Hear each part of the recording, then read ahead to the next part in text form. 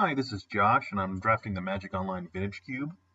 In this series, I'm trying to draft unusual or different kind of strategies, using kind of a combination of cards you don't normally see in an attempt to find maybe if there's anything good kind of lurking in the cube. Obviously, a lot of people have figured out what works best, and there's very forward approaches with the artifact mana and everything else. But I find sometimes between the way people draft and the metagame you can get off of that, and the way they slowly tweak the cube, which will cause certain things to become a little worse, but people don't realize that till later. You can find some advantages that people didn't expect in there. For instance, I've had a lot of success running a near mono blue build in the past that's been really good. And it's just because there's certain cards that have been able to build up, and because people are so combo-y, you can really crush them in a way that in a normal cube and a lot of other formats wouldn't make a lot of sense. So this time, I took a sneak attack, and I ended up going a kind of red-black Reanimator sneak attack kind of hybrid. Not the most original thing you've ever seen, but it was kind of interesting in this particular approach because everybody's runs the Reanimator to the point that people kind of build and expect on it. And as a result, there's a lot of people that can take these guys out, and being just Reanimator, it's just the work of getting into the graveyard and all this other stuff can lead to them being more raw powerful, but if you don't get off that really, really fast start, you can kind of get your butt kicked. So what I found out was that if you kind of do this sneak attack and the card from Kamigawa that does the same effect, and you hybrid that with some Reanimator stuff, you can be really strong, but you're not as raw powerful, but the kind of redundancy can kind of get something going on there. For instance, when you get the Eldrazi, you can get them into play, hit, get their trigger with Annihilate, or just hitting in general because they're huge. And then you can do your Reanimator thing, in addition to the fact that obviously the sneak attack and similar effects get them in the graveyard for you, so they can be reanimated. Now, it's not perfect, because a lot of these Eldrazi obviously get shuffled away, but there's enough raw big dudes in this format that you can kind of get around on it. I took Cameo here because I was thinking of maybe having a blue-black core with the sneak attack being a splash. I wasn't completely committed to it yet. And the other thing is, Cameo is way stronger than people respect in this cube. I mean, obviously it's good in the general sense as a planeswalker, but there's so many indestructible guys that are wrapping out, so many huge monsters, that it's a little better than killing. In addition to the fact that, obviously, like I said, there's a lot of Eldrazi that, they're indestructible, and no matter how good a spell you have, unless you have exactly Exile, which is only a handful of cards, you can't really deal with them, even if especially if they get hard casted or anything crazy like that. And Tamiyo can tap down all these indestructibles. Heck, it can even take care of an Emrakul, unless it's cast, obviously, it gets the extra turn attacks, because it's an ability, it's not a spell color that obviously Emrakul have protection from. Now I'm kind of picking stuff all over the place. I obviously took Flame Kavu, which I think is one of the few come to play kill spells that's actually worth picking or splashing. It's big enough, it does enough damage and brawls most of the guys, and there's enough small guys that you kill it. But most come into play kill guys are really strong, but they're not as good as they should be in this format because all the things are so big, and then even when you get them, there's so many overly huge guys that get ramped out so fast, or there's indestructible or whatever, that it gets really tough. I hadn't totally committed on my idea yet here, as you can see with some of my draft picks, but I was kind of hedging my bet, and I was kind of starting to get a sense of what was going on. I got one reanimation spell already. I got one sneak attack already, which was going to be interesting. So I'm just kind of playing around, figuring things out. Now, why I was highlighting this here, I wanted to talk about, is this spell is actually much better than you think it is. Obviously, there's a lot of work, and you rarely get to do more than 3 colors on it, so it can only be a 3 or less spell. But there are so many raw-powered 1 or 2 or 0 cost spells in this format, you'd be surprised. It can obviously get stuff like, draw cards and all that sort of stuff, but if you have a Time Walk, or if you have an Ancestral Recall, or if you have the Ancestral Vision, the Suspend version, you can actually find it with that, so it becomes an extra copy of Draw 3. Not the most powerful at 5 mana, but still pretty solid. And with the Time Walk, it's an extra, copy of that, which is pretty decent. You get the redundancy going on. And it also can find, like all the ramp artifacts if you get just for 2, which obviously you have to do to be able to cast in the first place. So it becomes kind of like halfway an option where you can, if you got enough spells in your deck, it can either be draw 3, it can be take an extra turn if you got Time Walk, it can be a Black Lotus, or it could be any of those artifacts that tap into the colorless, so it can kind of work like a explosive growth or better. So there's a lot of advantages to it. Now, I just kind of took it for the sake of being able to talk about it. It's not necessarily going to work out in this particular build, but it's definitely interesting. I took Buried Alive here just in case I didn't get fully on what my plan was. I still think basically Buried Alive is going to function this thing, because there's very few scenarios where you want to do that for getting your Reanimator targets in the field. and then get it. Because even if you like put, say, 3 really good targets and they have something that removes them from the graveyard or anything like that, you can get really kind of screwed on that. See here, because normally in normal situation, the bone killing creature is really good, but there's so many artifacts. Any dude that can kill an artifact is really solid in this format. Now here's an interesting one, because there was a lot of kind of better spells, but there's the Soul Ring, which is, I think, the best pick in the entire format. You know, there's some exceptions to that, obviously, but I think the raw value you get from wrapping it makes a difference, even in my kind of layout I have here with so many different colored mana and reanimation, stuff like that, that I don't really have a lot of scenarios where I need it as much, but the raw power is still there, that I take it over what's an okay removal spell. And that's just a testament to it, because this is not really a deck that's optimally set up to want to use that Soul Ring, but it's just such raw power, you still use it and get a lot of butt kicking off of it anyways. Control Magic, I think, is probably one of the more premier removals here. You know, this Tinker, which is what we're thinking about, but Control Magic can sometimes be really strong. Because, you know, everybody's ramping out huge dudes, even just, you know, basic 5/5s and higher, just being able to jack them, effectively remove them and put them and steal the other guy is great. And there's very few spells in this format that actually kill enchantments. So often it just works like a pure removal, get a copy of that, a token copy of that guy kind of effect. Now, obviously, I thought of a couple things here. Control Magic would have been really nice, but at the end of the day, you got to get your Reanimator abilities in there. A lot of people, I think, kind of hedge their bets on taking the Reanimator stuff early, and I think it ends up screwing them in the long term, because it's just, you just can't afford not to have it. If you don't have enough of things to get them back in the graveyard, you've thrown a guy in the graveyard for some effect, and now you're done. Now here's a couple ways it could have gone. I could have done Tooth and Nail, but I wasn't really getting the mana ramp, and I'm not really set up to do that, and I would have had to dump one of my colors. Grave Dance, unless you're like trying to toss an Eldrazi and get him into play in instant speed to get him going, and even then, I honestly don't think it works unless you got Emrakul, because Emrakul at least makes him sacrifice 6, but you know, all the other guys are sacrifice 4 or something like that, so it doesn't really work. Maybe the newer one, the Mills 20, could be decent, but it's just not quite there. Now, I took this guy because obviously I'll be having a couple spells in my graveyard, and I find there are plenty of aggro builds, but they're so inherently weak. You only face so many because they got to get beat up by the combo decks in this. But the few that you do face, if you throw something down early that's a big enough wall to just kind of stop them and just kind of get in their way, it can disrupt their plans so much. You only have 6 draws where they're just dropping 2 power, 2 toughness, 1 drops just nonstop. It can be pretty darn good. But you can just throw that down, and it's enough to hold them off that they're just not producing enough, and then it gives you time to combo out. So it's a kind of an interesting situation. Now, I kind of knew what I was going for here, so this was interesting, because Tome and Tell obviously is something you'd like to take, but there's so many big guys out there that unless you're really committed to, I got for sure an Emrakul, I got for sure like the biggest guy, it can be just as much as a risk as anything else. So I ended up taking the big guy here, not just because I needed another guy to include, but because you really need to set yourself up so that way when you go off, you're the only one that goes off. You know, even to a certain degree, sometimes something like Living Death, which is in this cube, and it's like, you know, it's okay now, but like, you know, it used to be the ultimate sickness. There's enough high-quality guys in the cube that if they bring a couple of things you dealt with back, you can put yourself in a disadvantageous situation. Now, here was an interesting one. None of it was kind of like, okay, interesting. I ended up taking Tezzeret because, you know, even with just the 2 artifacts, I got nothing else. That's really solid. Just having, as long as you have a Soul Ring somewhere in your deck, you can ramp you to. That's not bad. That's not bad at all. And it can lead to some interesting situations. Now, I took this because I actually, I think it's underused, but it can be really strong if you got the right build. I'm intentionally kind of taking unusual creatures here just for the sake of also testing out what it's like if you don't have only the best guys. Obviously, Mind Slayer is also like a pretty solid card in this format. People kind of underuse it because even if you just use it once to steal their turn, it's kind of like a Time Walk with some advantages. And it can be kind of interesting.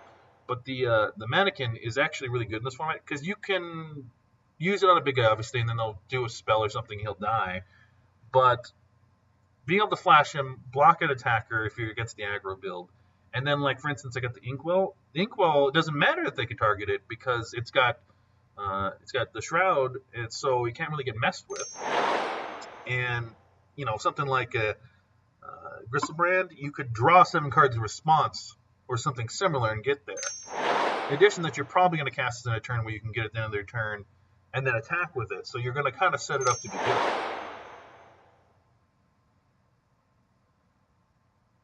Now I was picking some choices here because it's just like I'm doing okay, but it's not quite what I want to do. It's going to be starting to become to the point where it's going to be decent. So a lot of times these things come more about how do you set yourself up best to prevent the aggro guys from crushing you. That's why you sometimes just taking a Shriek Mod just to use as a 2-mana removal can be just really good, and then eventually you get to the point where you can cast them for the full, but you kind of don't care about that. It's kind of more about just set it up so it's going to be really tough. Now, what I was doing here is like, I'm starting to get some decent red and black. What does it look like? Where do I want to splash? Because sometimes there's advantages for just being 2 colors, because so many people run stuff that screws over your mana. There's so many people that run stuff that messes with your ability to interact, that just being consistent can win you games in this sometimes.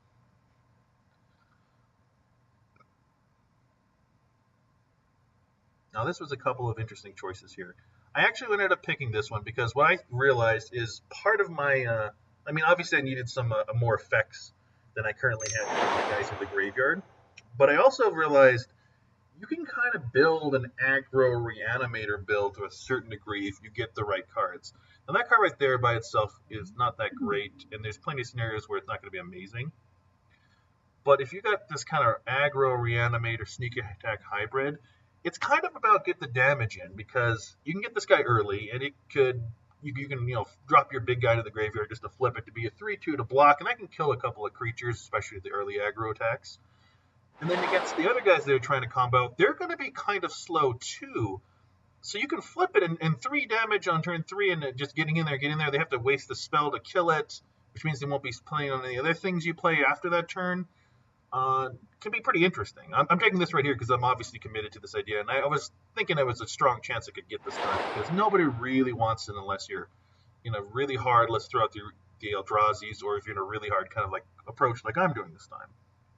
But with the vampire, you can flip them and get in there. You can trade. There's a lot of interesting things. Similar like here, I looked at the pack rats, and you can do kind of similar things in certain builds.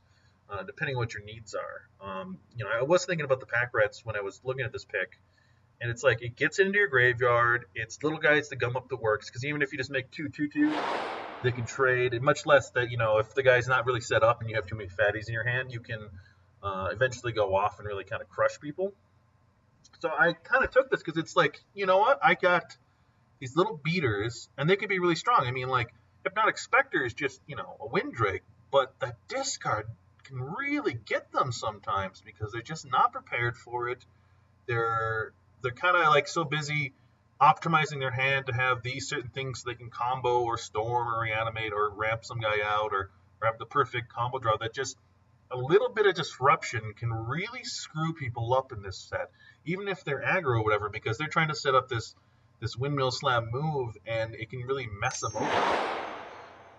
Much less if you get a land by chance or something, so you can slow them down if they're a slower build. It's kind of interesting. Disruption, control magic, and anything that kind of permanently taps down or locks down a guy is actually stronger than traditional stuff like, Flametongue Kavu is really good, but at the end of the day, it's just like, it's not quite as good as it would be in a lot of formats, because you're only so many decks going to have small enough guys to kill, and then it's only so many guys you're going to trade with, and it's kind of an interesting scenario. So it ends up being a lot more like kill the tiny little, utility guy he has on the side, than be a chump blocker. That's what Flametongue Kavu is a lot in this format, and it makes it kind of interesting. Now I'm obviously getting another reanimation spell, because you really want to maximize that if you're going to do this approach. But what I'm thinking about here is you got the vampire, you got the pack rats, you got a couple little beaters. I got my Vandal here to screw up their mana development, because everybody is trying to do mana development, whether it's Mox just being replaced as a land, or if it's the numerous ramping artifacts they have in this thing. Everybody's trying to get out real fast. So just throwing a couple guys that can just dirtle their way in while helping to get my targets in the graveyard is great. Then you get into sneak attack or something like that, any of these come into play effects can be really strong. Like the Flame Tongue Kavu plus Sneak Attack, it's 1 mana anytime, kill a dude, and then if you're in a difficult situation, or like you're trying to be more aggressive, you could just cast him, kill a dude, and then have him attack for damage and die. And then you have reanimation spells if for some reason that was important. Let's say it's an aggro guy you're fighting, to bring him back. So you keep getting these ETB abilities. Obviously, I took the dragon that gains control of people here because that is really solid. If you're facing against guys that can kind of kick your butt, it's really solid. Now, the Dragon Lord here is kind of interesting. It's really solid. It's really powerful because it can get those planeswalkers, and that can make a big difference. Or even if it's like a really strong one, like a Karn that's really high up there, it at least slows them down significantly, more than one activation, even for a Karn, which is +4. And I just seek it past really late. I mean, it's decent if you're ramping, and being 7 makes a big difference than being 8 or 9 or 10. But it just keeps coming so late. It's kind of surprising. I got a nice little surprise here with a late pickup spell that's really solid. And any of the spells that can kill a guy and a planeswalker, as the option, is actually really, really solid this point because there are plenty of planeswalkers. And then there was a nice little pickup of the sword there because that way, if I ended up using the build of the Tezzeret, which I still was hedging on at this point, you can it's something you can search up and you can put on your little aggro guys. It doesn't really matter that you have one of those. It's kind of decent because part of my strategy here is to get the little aggro guys early, and they're going to kind of like dirtle around, but they'll get a little bit of damage in there because then what can happen is you can do the sneak attack effect, bam, hit him for somewhere from between 7 and 10. He dies, then at some point reanimate it, and then attack again. And, we didn't have any Eldrazi to like make them sacrifice or something where you're maximizing your value. But that's okay. Because if I hit him once, and then I bring it back, 2 hits from something that's 8 or 7 or something like that, that's enough to kill people. That's perfectly solid. And this Eldrazi we got here is it's nice because it's the kind that can reanimate. Now, honestly, I found this, the Disruptor Eldrazi where you can discard the counter. There are a couple of scenarios if you got low casting things where that can be really good, but mostly just a 12-12 menace, and he's really solid if you just want something big, but I found him to be really lackluster in this format. If you ramp him, even if you get the 7 cards, it's not quite as good as you want because you'd rather ramp for the Eldrazi that draws you 4 because it's basically the same difference a lot of times. On these scenarios where you get a lot more cards, but if you've dumped all your hand and you've ramped up to him, you've kind of completed the task at that point, so drawing up to 7 doesn't really help you much, and maybe if you're on a later game, it could increase your chance of getting losing because of decking. So it's kind of an interesting challenge there. And I was looking at different builds here. I'm like, okay, let's look at red, black purely first. Let's see, is there a good kind of little mini aggro build here that we could do? Do we want to try one with blue? And that's the nice thing about the cube is if you can pick some speculative cards, you can get something really solid out of them because they can allow you to completely transform or adjust your thing in and out of the board. I mean, there might be some formats where you want, like you're just being goofy and you're like red-black, and then you just pick up something like Nicholas Bolas Planeswalker, and you can use him way later against a more controlling build that can be really devastating. But you wouldn't run him when you're not sure if you're going to be facing the aggro, so you kind of put him aside. Just like here, we got a Planeswalker that can become a very solid removal if we want. And we can just kind of have it sit in the wings because you can easily pick up enough fixing that you can just mess around with this stuff. Now, I wouldn't take any speculative picks if I had gotten no fixing. But we got enough here that I can just do a normal red-black build if I wanted to, maybe for a little bit of consistency or just for simplicity's sake. And then I can adjust it to a 3-color kind of Grixis build, or I can adjust them down, or I can reduce the number of reanimator targets and make it more like I'm actually casting stuff if that for some reason is a big deal. So, there's tons of ways you can lay this out because of the pure fixing in this format that can let you make your deck just a little bit better targeted against what you're fighting about. I have duress. I don't have to run it firsthand. So there's enough ramp stuff in this format that it wouldn't kill you to run it main. There's enough just random artifacts and everything else that you can just get people in addition to being just playing planeswalkers. But you can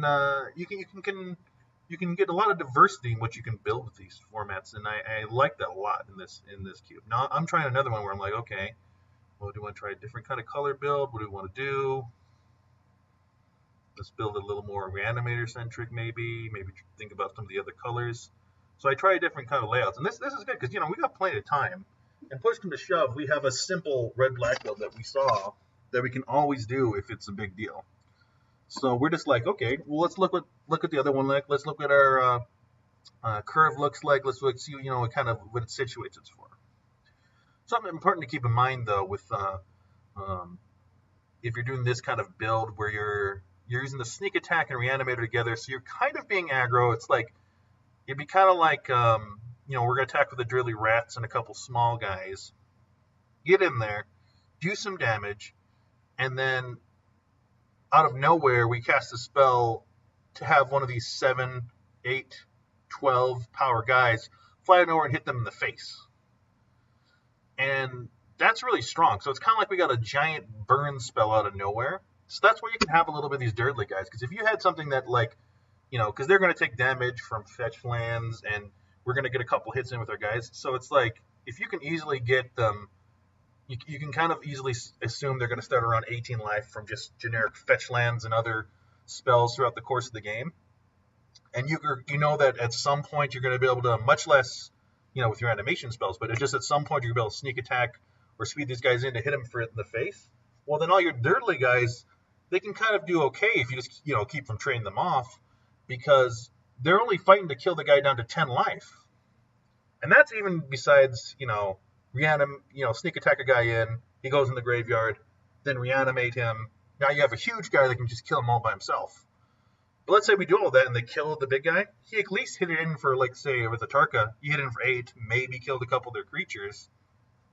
And that's kind of what I'm trying to do with this series, is I'm trying to find where are the weird angle shots you can do in this format where they're not always the best. Like, this approach I'm doing here, there's areas where it can be kind of weak, and if there's like a perfect aggro deck, it can crush you, but aggro is kind of weak in this format. Even when you got it really good, you need to have all the best 1-drop 2 power plus dudes. They have to line up right, and you got to sequence them in such a way and not draw too many lands that it's really hard for them to put excessive pressure. So you have time to set up kind of goofy things.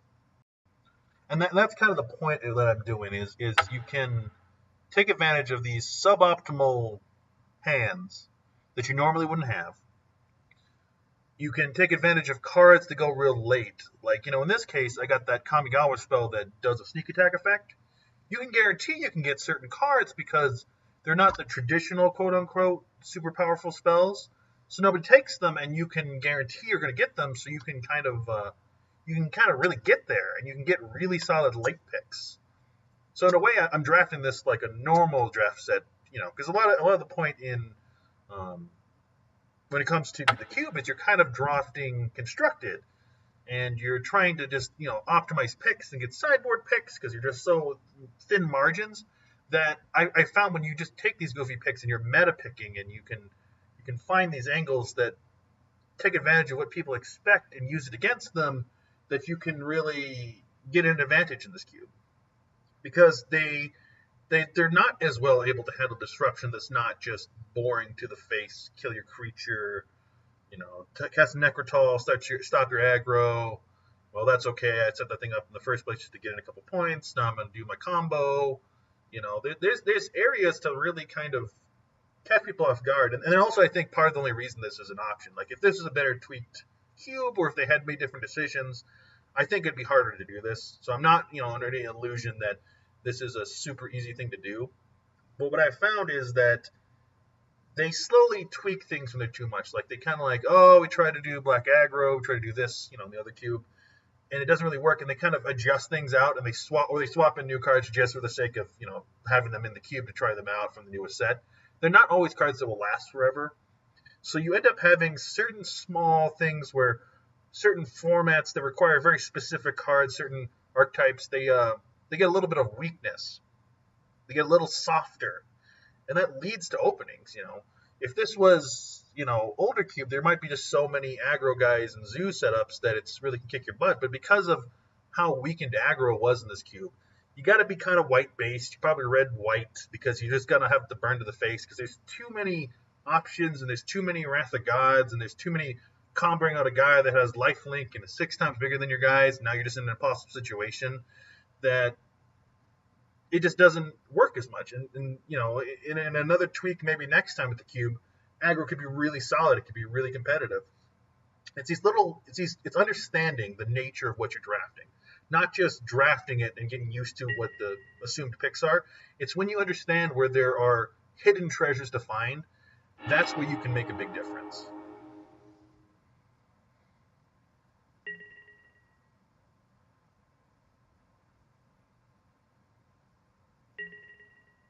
I'm keeping this because I was going to draw another card. I'm in the 2 main colors I want to be, and it's not the worst, because you do want to have a reanimation spell and one of the guys you're going to get, because at some point you know you're going to have a discard. I know I have sneak attack, the Kamigawa spell, to get them into play that would be optimal, or something like this, where I get the vampire.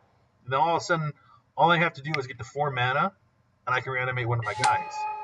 Then more importantly, I could draw a different reanimator spell that's only 2 mana and get it next turn. And you can have this really strong sequencing before they're ready.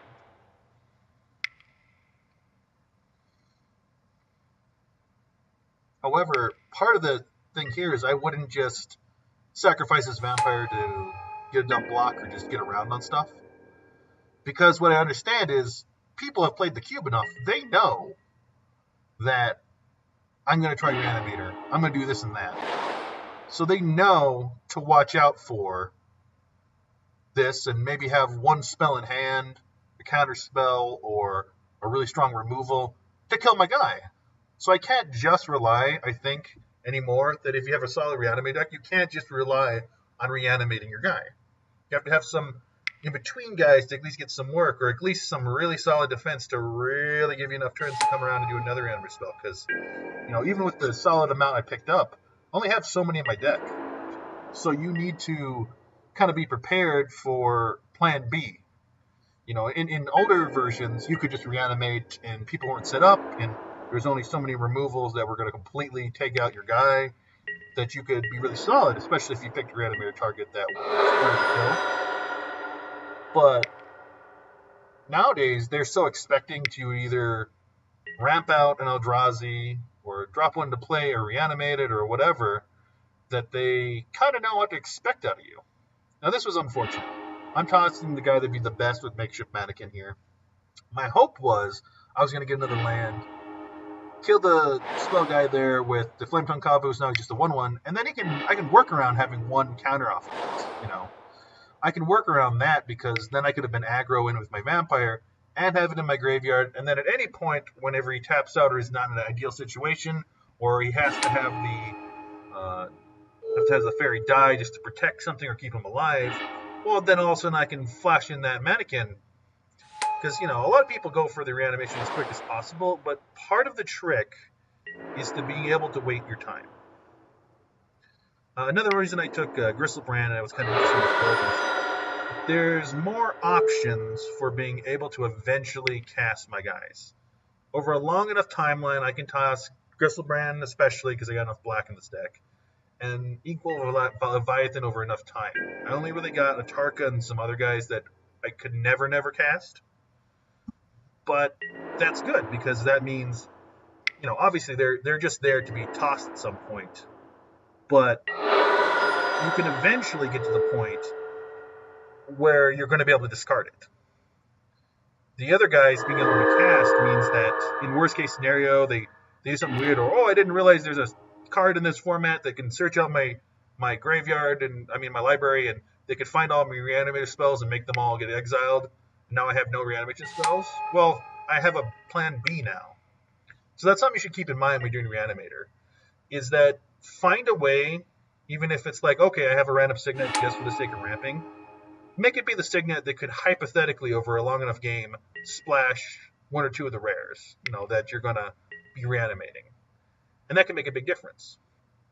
This is also another reason I put swords, because aggro's so weak, because they're so focused on their combo, you can really get in there with swords sometimes, and they just make them bigger than the other guy, and they can crush them.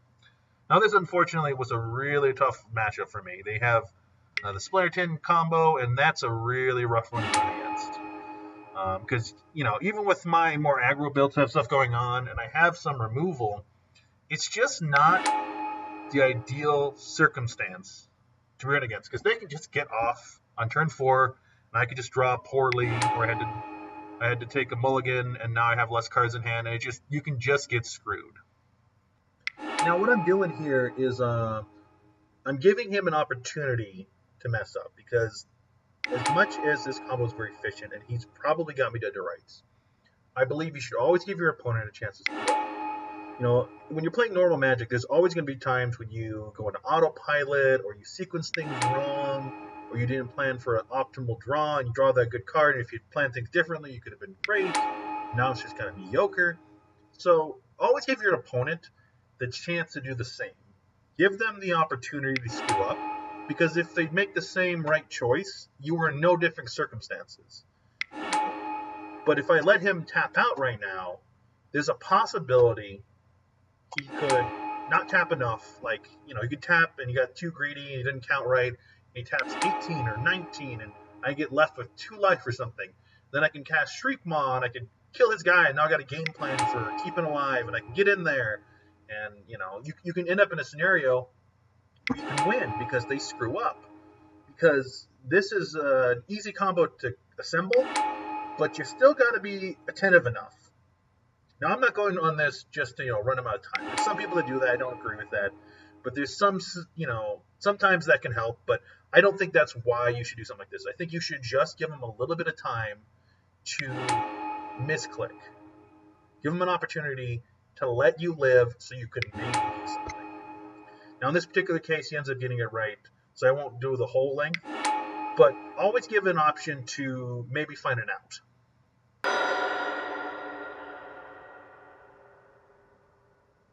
Now we're going to sideboard, and it's a little tricky. Duress is really good. You can get the Splinter Twin itself, and if he has to get all the way up to Kiki Jiki to get it, even though there's some ramp in this, that's a much better spot, because it takes 3 red, so there's a certain minimum number of cards, so that even if he has a ramp card, he can only get it on turn 4, because he has to have a certain amount of color unless it's a perfect sequence, which most people don't have. I'm obviously trying to find any kind of removal spell that can get it there at instant speed. I'm trying to take on anything that's fluff or aggro defense.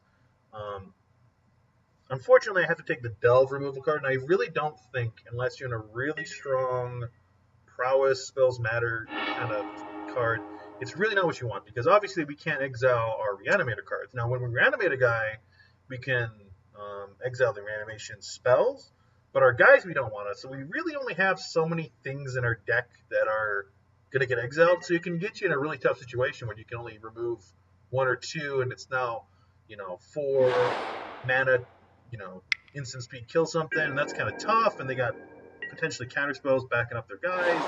It's just not great. Now, why I picked this particular hand to keep, it's kind of twofold. Part of it's, I'm just self-aware. There's only so much I can do with this deck against this other deck, and that doesn't necessarily mean I'm pessimistic, even though it's not an ideal circumstance, because at the end of the day, there are 4 pieces of his combo he likely has. 2, Pestermite-esque creatures, Kiki Jiki probably, and probably Splinter Twin. Though sometimes you end up in scenarios where they don't have all 4 pieces, but at the very least they have those. He has to have 4 cards, and at least 2, and at least in a combination with 2 of those guys together, because having Splinter Twin and Kiki Jiki, well, that's kind of awkward. So he has to have these certain cards in hand. And there are plenty of scenarios, even though it's a 40-card deck, where they just don't have it, or it takes them a while to get it. So you have some options and some time sometimes in this build. The other reason is we got Liliana in this opening hand, along with a reanimation target and a reanimation spell that is cheap enough that if I had not had a 4th land, I could still get it off. And that's really solid. That's really, really solid.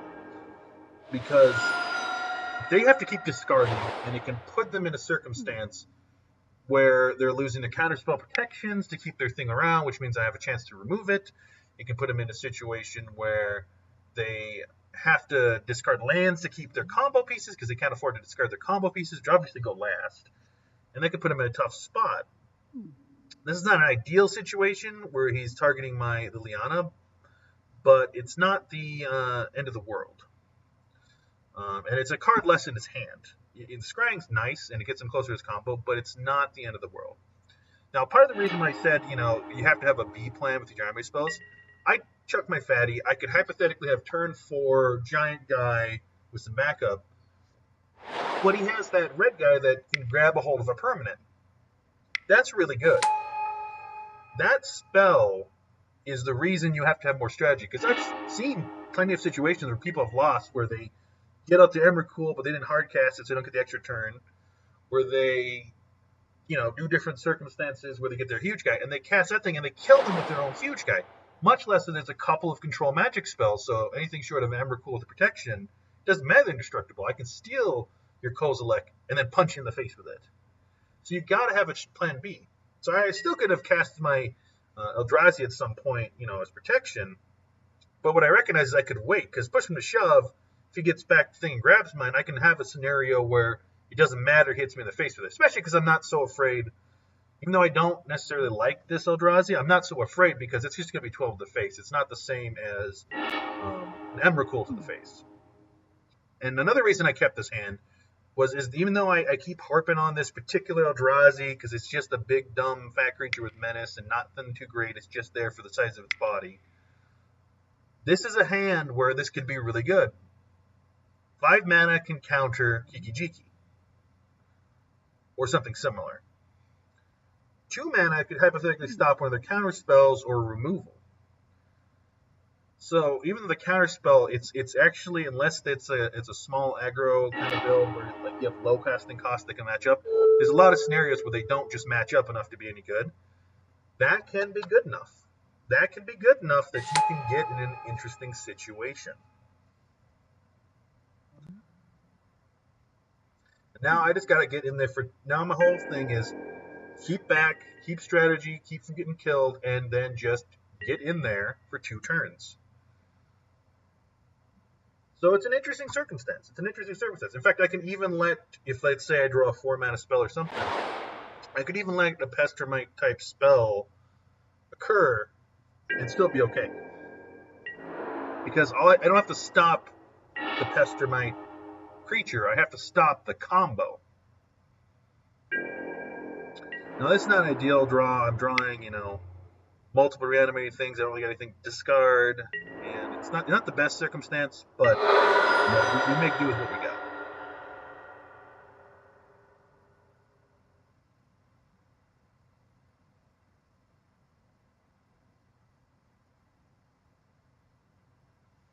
Now obviously here I'm thinking, I'm like, I have these discardable things, and I'm like, you know what? I got 5 and I got 4. I don't really care if they have a counter or a bounce spell, because I can get my stuff back push and shove. I just care about preventing that combo. And right now, I kind of have a lock against both things that create a combo. Just like I said earlier, here's the Pestermite type creature. He's into play. He's going to tap something. It doesn't matter if he taps something. If I can prevent him from being able to get his combo off, much less the fact that how specific the cards are needed to do the combo,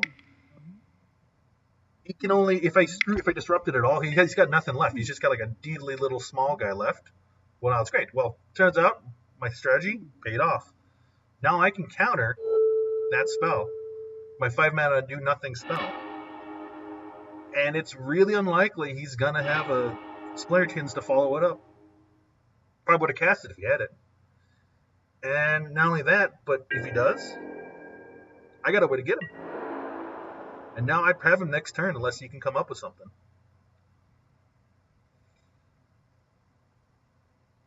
And there I get the win. Now, I am recognizing I am inherently in a dangerous situation with this setup, because he can just get circumstances. He could get his fairy up and have enough protection. I just can't do anything even the few times I have a spell. So I start playing around with different things I can do, ways that can be disruptive, but there's just not much you can do.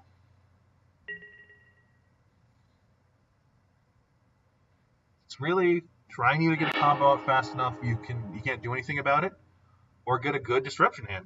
And this one is not that bad. Now, obviously, I'm not going to rely on Hypnotic Spectre, but there's tons of circumstances where I can get in there and I can screw him over the Hypnotic Spectre because he'll have to keep discarding at a rate that's just not going to make him happy.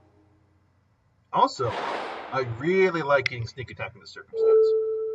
Because obviously I get to stop any counter spell, or if he had too much of a combo, I can try and stop it early. He's got Kiki Jiki, not great. He's got Titan, I don't really care about because I'm either going to beat it, and if it does knock something down, it takes a while to kill you. And I can kill it and turn it, push and shove. I stopped his Time Walk, which could have put him in an advantageous situation. You know, you could go Splinter Twin, Pestermite, cut a card, untap a land, take a turn. Now he's got the combo and I'm all tapped out. Well, good night. But he does have a Kiki Jiki in hand, so I got to be playing for that. I got to be preparing for that. But I noticed some weakness. I noticed this guy is kind of expensive. His combo piece of Kiki Jiki was just 5 mana. And I got this guy that could kind of get in there and do some discard. I didn't see anything that's directly going to kill it right away. So, and if he draws it and he does that, he's not drawing his combo pieces. So that's even better for me. The other thing is I really like having Sneak Attack here is I can get Sneak Attack out with a red available. And now, as long as I have the Dragon Lord in my hand, I have an instant speed response. I got a removal spell. Because if he sets up his combo, boom, it's into play. It's not a spell, it's an activated ability, so you can't counter it. 5 to the creature, it's dead. Now his combo's screwed and he's down 2 cards. That's game on. Because, you know, as much as this is really strong and Kiki Jiki can kind of change this, usually it's Splinter Twins on a Pestermite type creature. They're kind of inherently building a deck with an enchant creature situation. Now, it can kill you instantly if they get off with it, but they're setting up an inherent 2-card disadvantage if you can prevent it. And that can really mess them over. Now, the fairy's unfortunate here, but this is why you gotta learn side cases in Magic. The only situation the fairy's that useful is if it has the 1 blue up. Because it's tapped out, I still get my Sneak Attack into play. Now I'm sitting in a really good situation. I can attack my guys at different times, saving back the Dragon Lord. I can hit in with the Leviathan. I can get 7 to his face. Unblockable, especially because he got an island. And then I can just sit there until I feel like reanimating it. And in the meantime, my little Hypnotic Spectre, if it ever gets an opening, it's just screwing with his hand.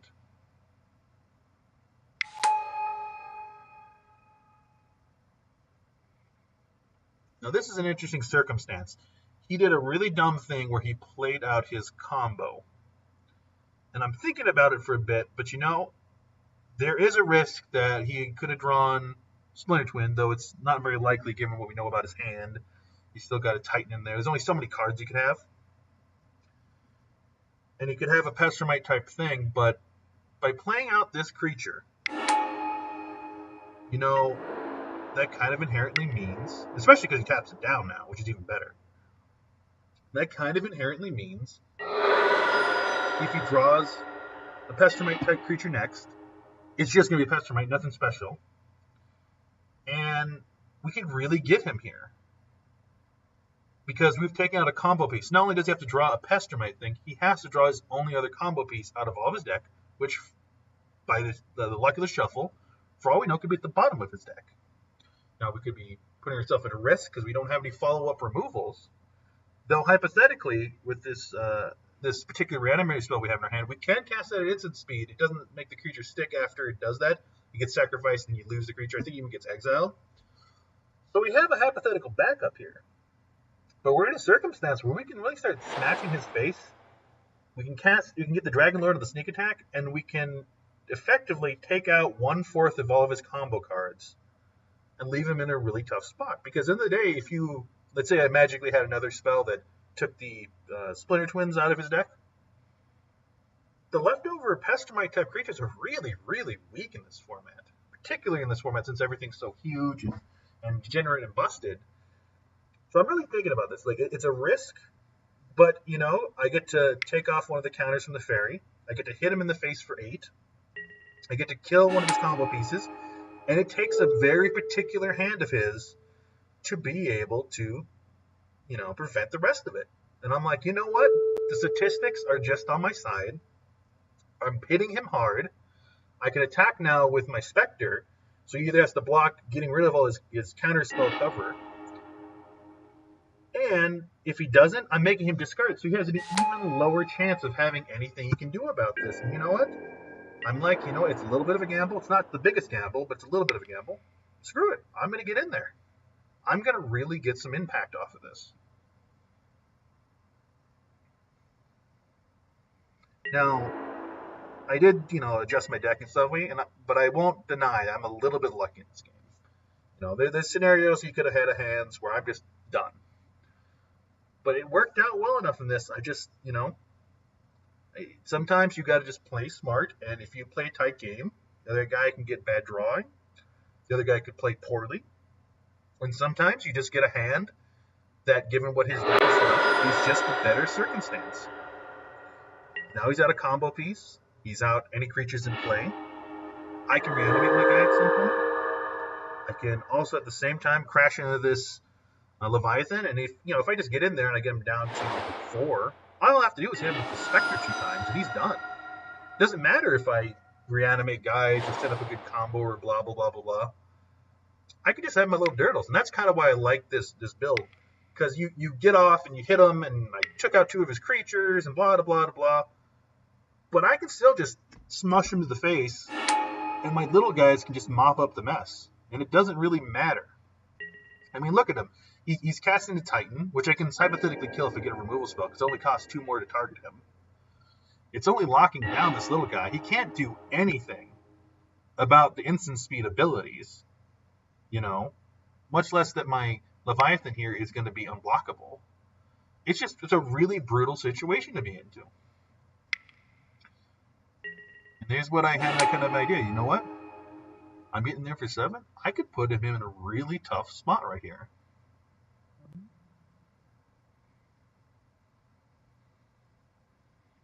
I'm contemplating reanimating that guy. I'm like, there's a couple options here where I can really end this game quickly. Because I equally have an option to instant speed both of my dudes. Don't even care that the kill mouth is gonna, get countered if I have to target the Titan, and he's just gonna lose. And the reason I was a little more cautious, now I can set up getting a big guy, but more importantly, next turn, he has to attack to keep that Spectre tapped down. So, I can have a big guy. Let's say he taps down the big guy, because obviously that's what he's going to do. Now I can instant speed both of my other guys, and I have a higher chance of having a guy to go around him, because he's going to have to lock down the Dragon Lord by attacking. Now he has no blockers. He's only locked down the Dragon Lord. I don't even care that this stuff gets countered right here, because obviously it's not going to kill him anyways.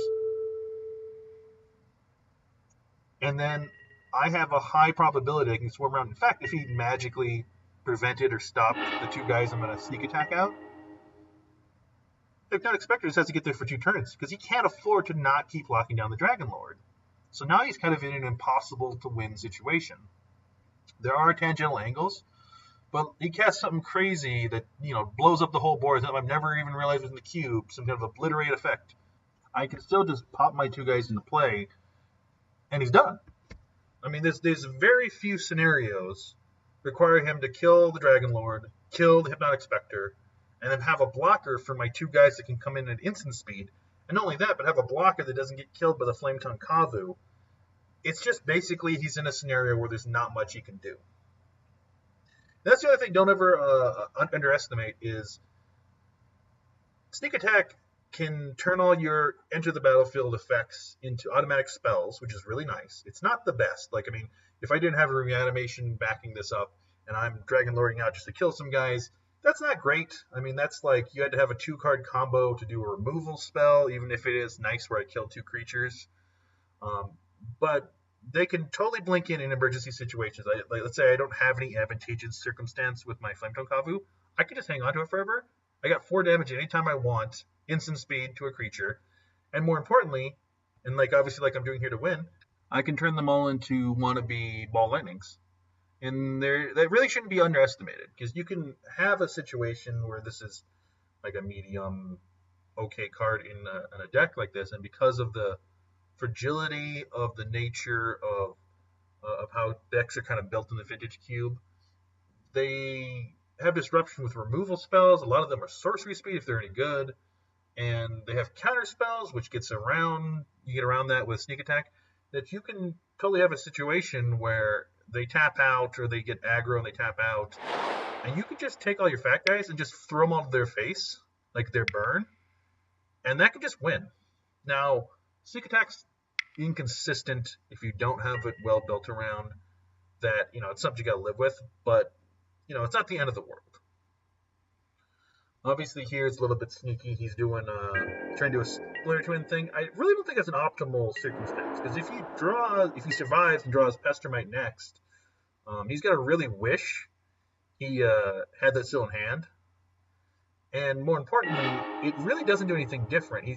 He's gonna tap just in case I have something fast to stop the Dragon Lord, because you can't not stop the Dragon Lord. And the creature could maybe block, but I only got a flyer, so if I cast nothing at all, he's not in a good circumstance anyways. So I understand it was kind of a desperation move on his behalf, and in desperate circumstances, you got to do weird stuff to try and get ahead. But there's just no scenario where Splinter Twin on this Titan is going to work out. Because if I have a removal, I can still take it out. Now he's down 2 cards. Because even if he does in response to removal, he's still only tapping down 1 guy, and he's blocking 1 guy. And there's not really a scenario where that's going to be that great. And now I'm just going to do like I had planned. I'm just going to go there, get out my Flame Tongue, don't care that the battlefield ability gets countered, because all I care about is to get 4 damage to his face. And now, unless he has a removal spell right this second, he's done.